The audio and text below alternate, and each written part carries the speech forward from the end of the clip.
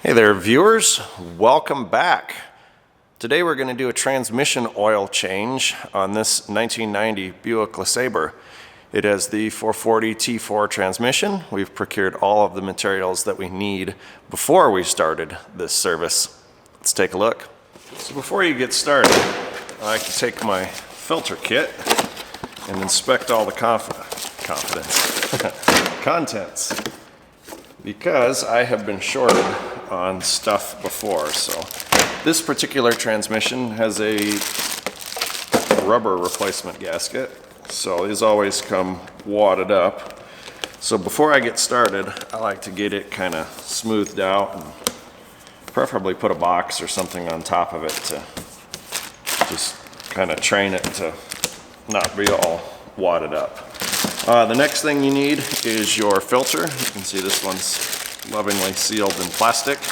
And then they put the grommet for the pump inlet in the bag as well. So make sure that you have those three things. And oh, that's kind of nice, the anti-corrosive paper. And of course instructions if you want to read those. Cat and brake clean. And some air tools to make this go a little bit faster. And of course, I bought an entire case of oil, and I think the spill and fill capacity on this is like 6 quarts, and I have 12, so should be totally safe there.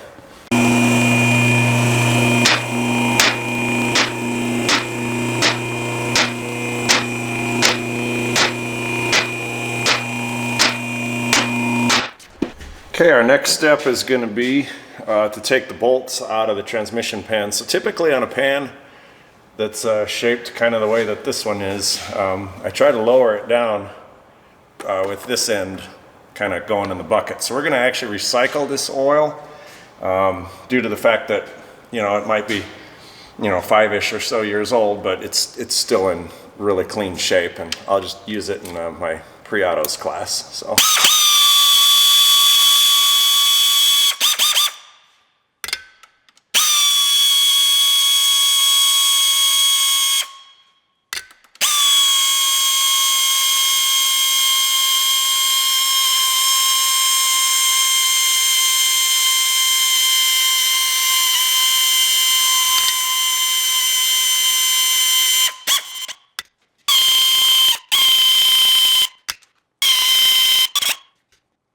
Okay, at this point it's starting to drip, so what we're going to do is I'm just going to slide the old drain pan underneath it. Hopefully it catches kind of most of it. Spin her around. Then what I'm going to do is I'm going to loosen the remaining bolts. I'm going to take most of the bolts out of the back of this pan, and that way I can kind of control the descent of this here, if you will. Hopefully you all can kind of still see. I might move the light here a little bit, get a better angle. There we go. Perfect. So everything's going to drain into a 5-gallon bucket here.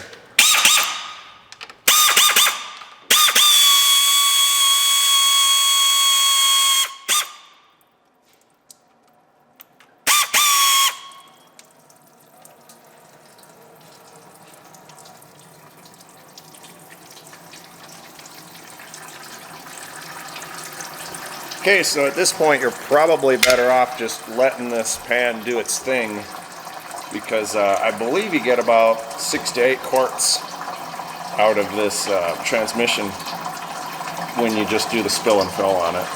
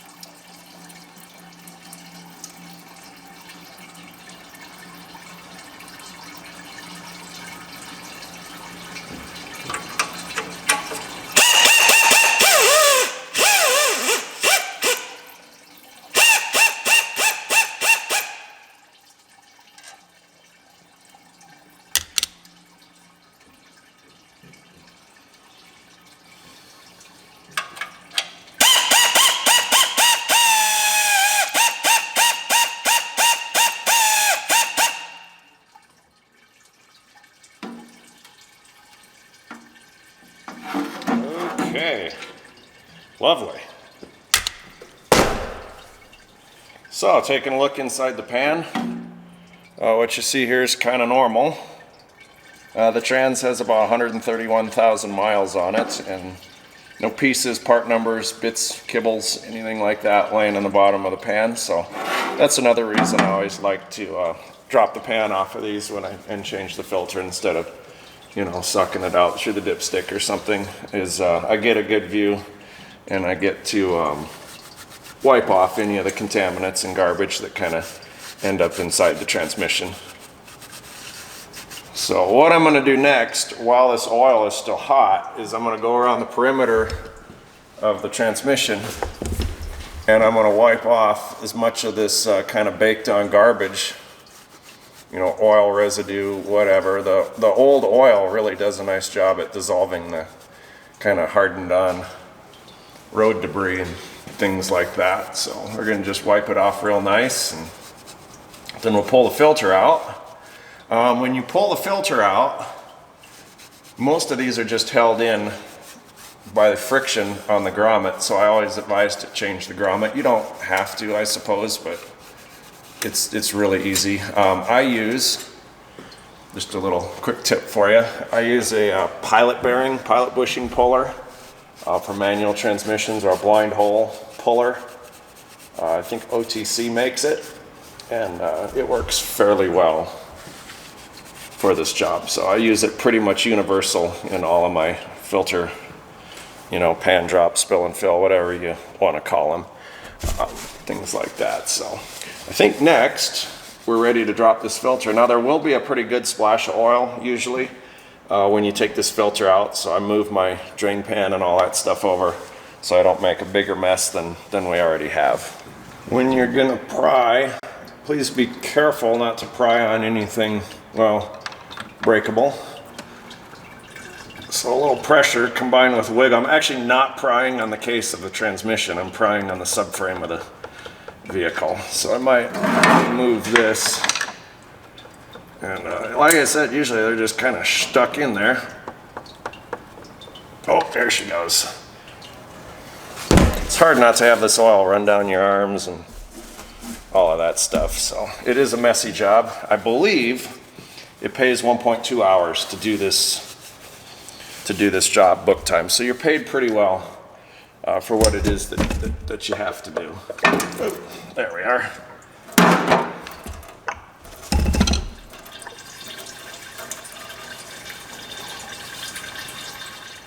Next, what we're going to do while this is still kind of draining, we're going to do a cursory visual inspection. And you can see our little grommet we're going to pull out is right there. We're going to check a couple of things on these transmissions. One is that the lube tube, that's what I call it, lube pipe, whatever, for the differential is actually still installed. There's an issue with a couple of these, I think in the later transmissions, where this lube tube pops out and then it deprives the differential of lubrication.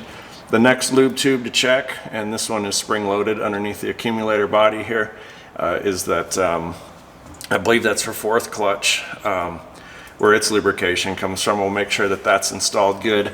Our 1-2 servo, or our 1-2 band, that his apply and dump is still delectably installed. I check up around in here, make sure the gasket's not blown out. Same with here. I think the later versions of these had issues with the gasket blowing out, and that would cause all sorts of wonky, you know, shifts and things like that. So otherwise, this transmission actually looks really good inside, given its age. Everything's, you know, still intact as best as we can hope for. I've cleaned the perimeter. Next, we're going to go ahead and pull this grommet out. For that, we're going to use the OTC. Get that in the frame here for you. Get you a part number on that. That is a 4581 kit. We're just gonna find.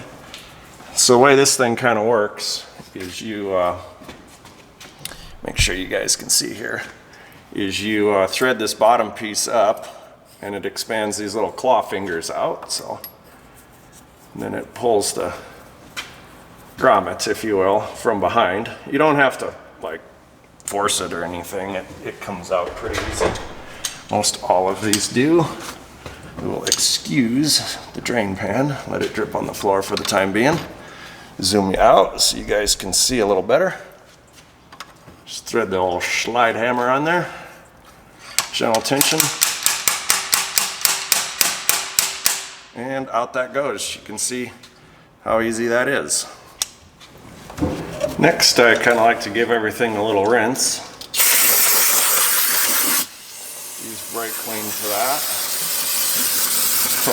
This will spark controversy.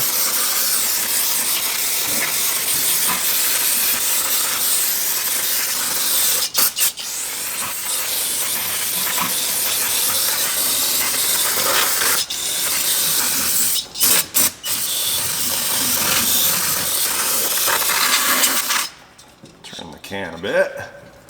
This can is running on maximum empty. Just give it one last little wipe down on the edge. It's like super important that this surface is, you know, really clean, and if it's not, trust me, it's gonna leak.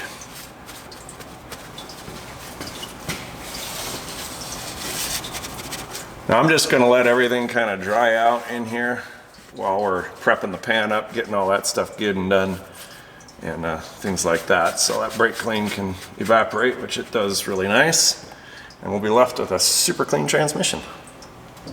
Alright, we're over at the pan. Fire up a fresh roll of paper towels here. This might seem like a waste, but I find the paper towels pretty much work the best for getting things cleaned up. So the first thing we're going to do is peel this old nasty gasket off. It is not reusable. In the trash it goes. And the next thing I'm going to do, well, I'll bring you guys in a little bit closer here.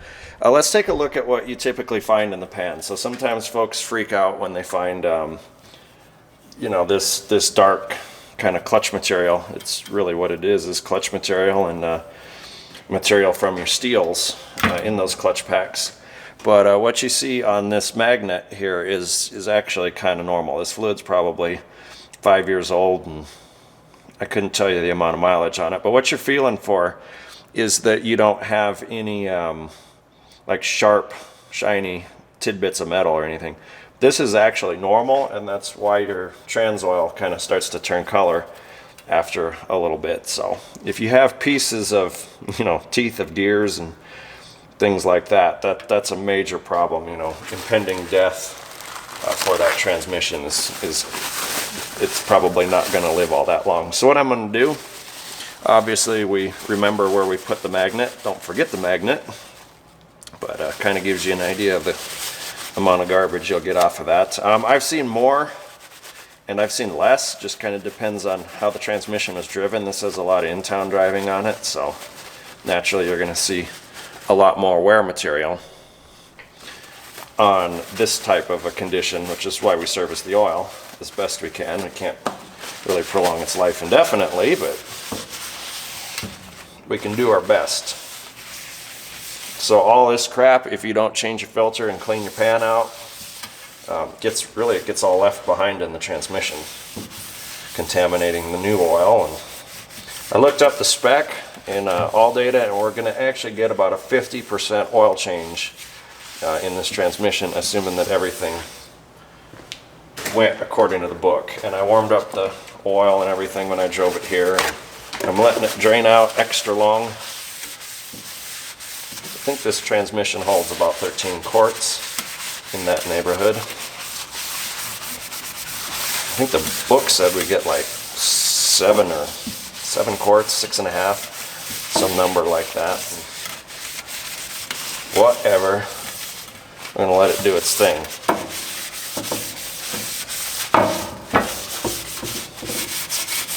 So I look at the lip, the sealing surface on the pan. I get that scrubbed down with the old oil as best I can, and it usually cleans up really good, such to the point that I don't even have to hit it with a Scotch-Brite or anything like that. Just rinse it with brake clean and shove it back in the car.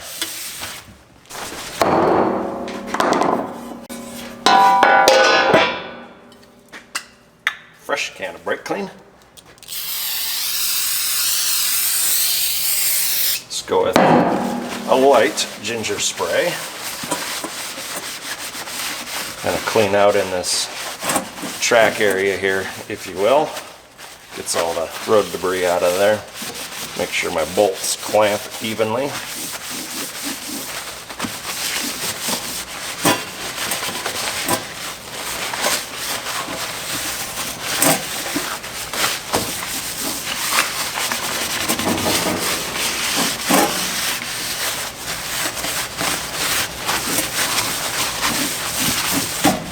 Okay. Next, I'm going to rinse the pan.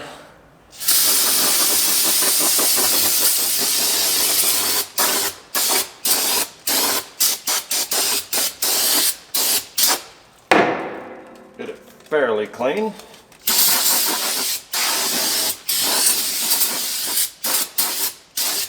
Lovely.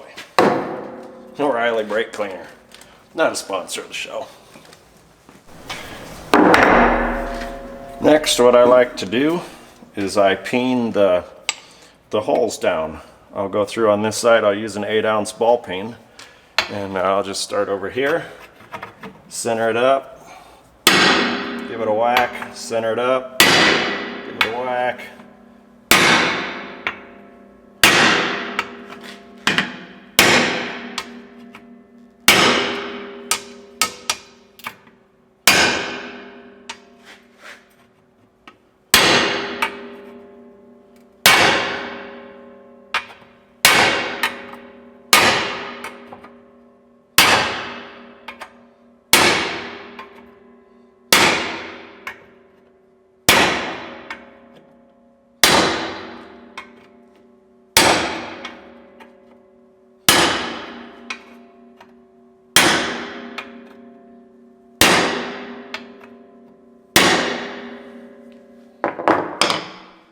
And the reason I do that is typically when you use a gasket that doesn't have a carrier in it, the bolt holes will kind of punch through, you know, this way, if you will, and then you got all these little mountains. So I figure when you tighten the pan up, the bolt holes will kind of re-stretch back to where they're supposed to be. So anyway, that's personal preference there on that one. Next up is we are going to figure out, probably not quite done at the pan, we're going to figure out how this gasket goes on.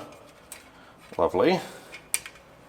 And then I'm going to glue this gasket with a little bit of copper spray.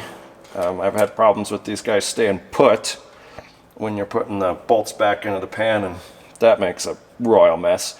So I'm actually going to put it on this side of the gasket, not this side, because the transmission body should be, you know, pretty nice, and plus I don't want to have to scrape that off. This is way easier to clean. So we're going to flip the gasket this way, and I'm going to put something on my table so we don't make a mess.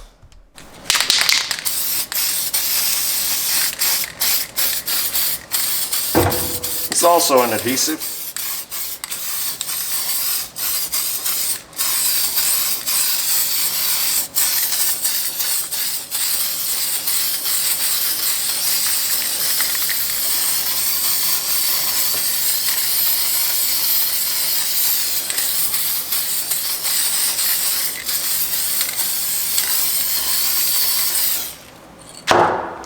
Next, we're going to clean up our bolts.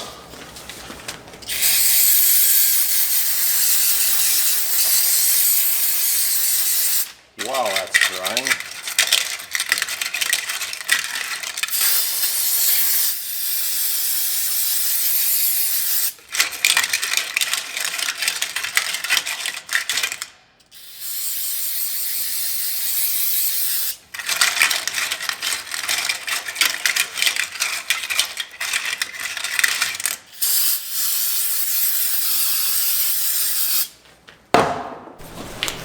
then, because this only takes a second, we're going to put a little bit of blue Loctite on each bolt. Not a lot, but these don't get tightened very tight. And I just, a little extra insurance here, especially given the amount of time it takes. Everything's clean.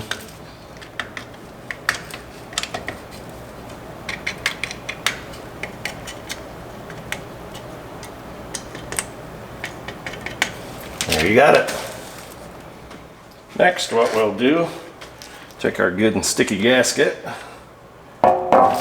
position our pan, we'll place this bad boy copper side down, line it up, everything's good and sticky. Just center up the bolt holes. Again, I made absolutely sure there was no old gasket, especially if this thing had a paper gasket or a cork. There's going to be a lot of trash left on the pan, so we don't want any of that. I made sure there wasn't any of that before we put this guy on. Okay, this will make our life exponentially easier when we go to put the filter or the pan back on. Next up, we're going to use the OTC Stinger series, and hopefully you can see the part number on there. It's 4410. It's a bearing, bushing, you name it, driver set. So I'll just find a piece out of there that fits good, and might give her one last little wipe. Looks like it's about to drip on me.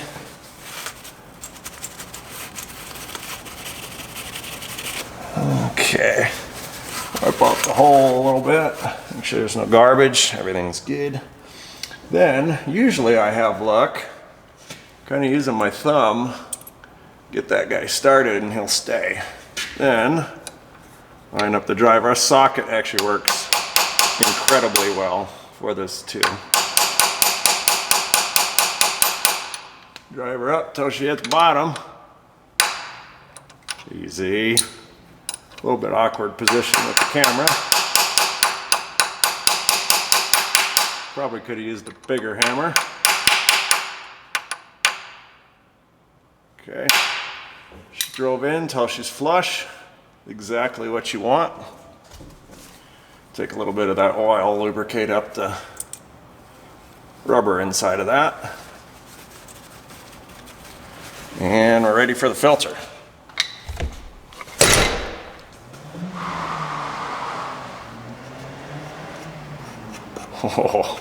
Oh, did you hear that power? Wow, so I just put a little bit of oil on my filter neck and just push it up in there. It usually stays good. Okay, there we are. That is a installed filter. What I like to do next is get a couple of bolts in a couple of places, usually the corners, kind of get those started.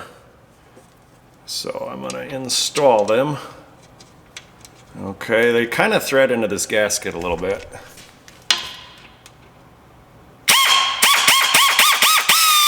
Oh yeah. Threads right in good. Just be like super careful not to cross thread anything. Put another one in over here. Again, it's kind of annoying the way this gasket's set up. The bolt holes are actually smaller than the bolts.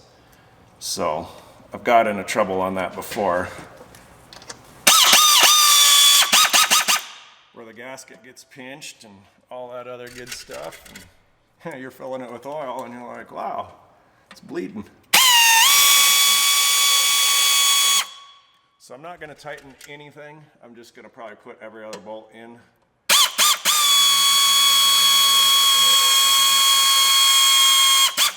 Just loose. You know, everything's still loose. If you tighten anything down, you're going to have some problems getting everything lined up. Get my bolts over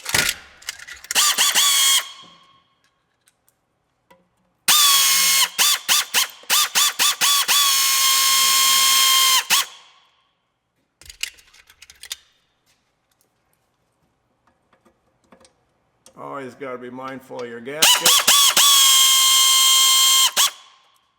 Make sure you can always see that copper through the pan. It's another cool thing about copper is we're not black on black.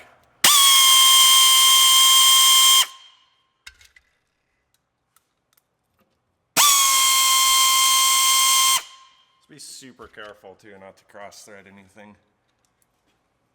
Put another one back here. Don't push it up too hard or anything like that. All these bolts are the same.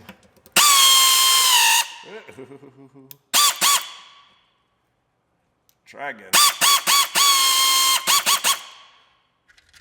Easy does it.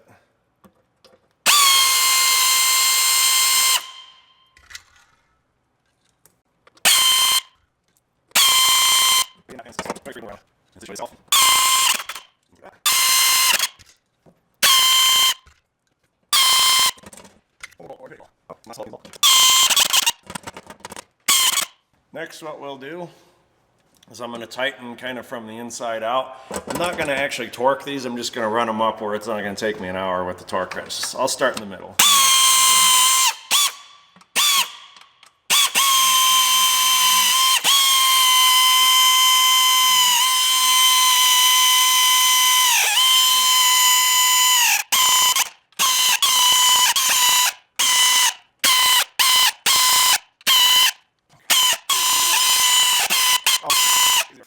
I'm going to go around the pan and then I'll get the torque wrench out.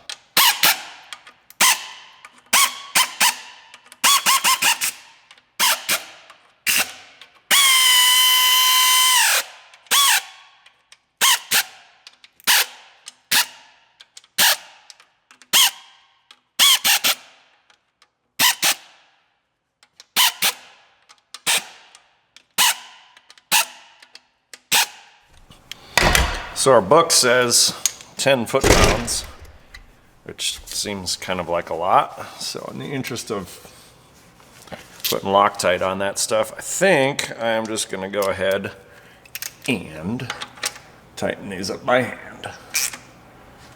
Like I've literally done lots of these that way, and it seems to work out pretty good.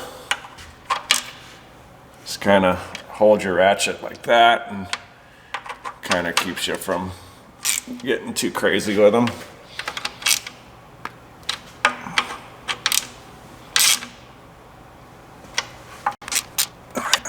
This way. This one. In case you're wondering, I tighten these up exactly the same way last time I did this, and as you saw, you know, literally 0 leaks underneath the car. So I think I'm going to continue to do this way by feel.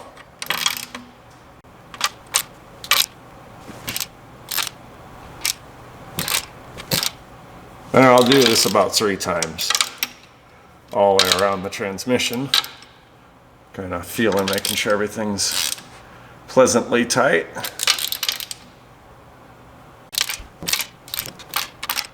Nice. I do find if you over tighten these, it bends the pan, and then guess what you get? Big old leak.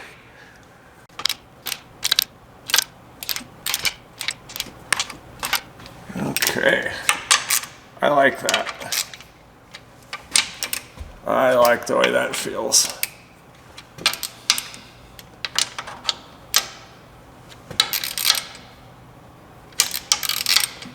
Make my 3rd round.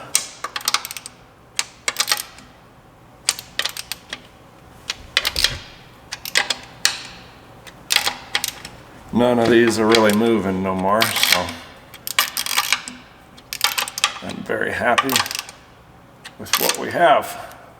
Sweet, done.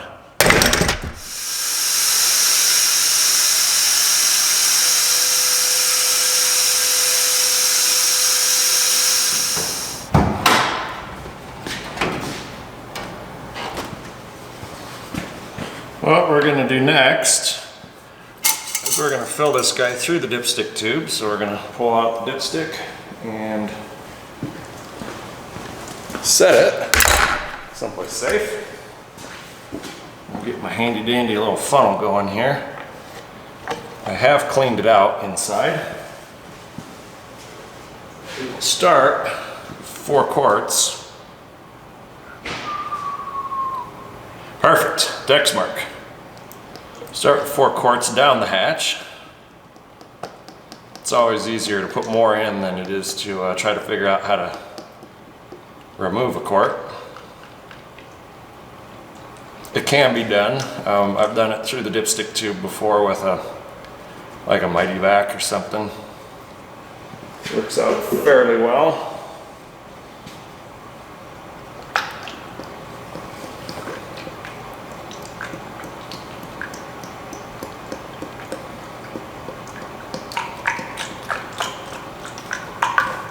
Basically, I'm going to aim for the full mark or a little bit above on this dipstick, and then I'll start the engine, and then when you check it again, you'll find that it's not reading on the dipstick anymore. And then I fill it to about 3/4 of the way up to the hot with the engine running and park.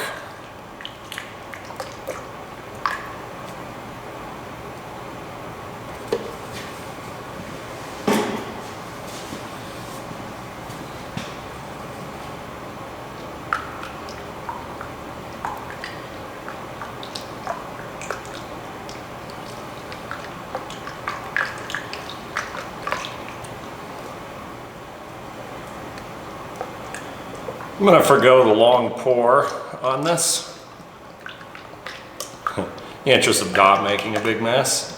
So I put 5 quarts in. The 4 quarts brought it up to about halfway on the dipstick and all of that good stuff. So this should be plenty sufficient to at least initially fill.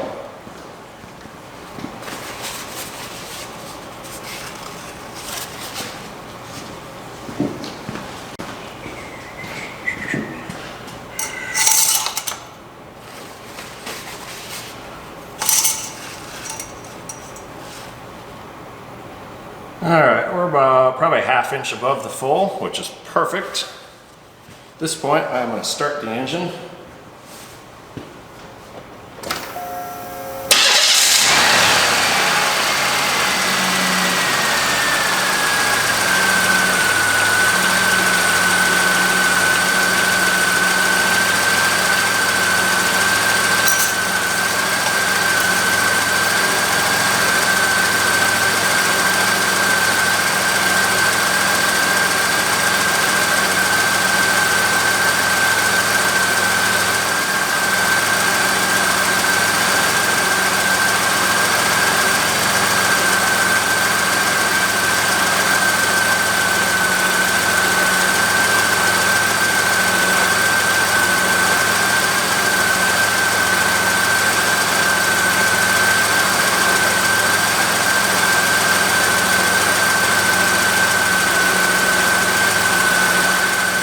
Next, we'll cycle it through the gears, pausing probably 5 seconds in each of the gears to get all the clutch packs filled, the valve body filled, and things like that. I'll do that with the funnel still installed in the dipstick too. Let's it drain.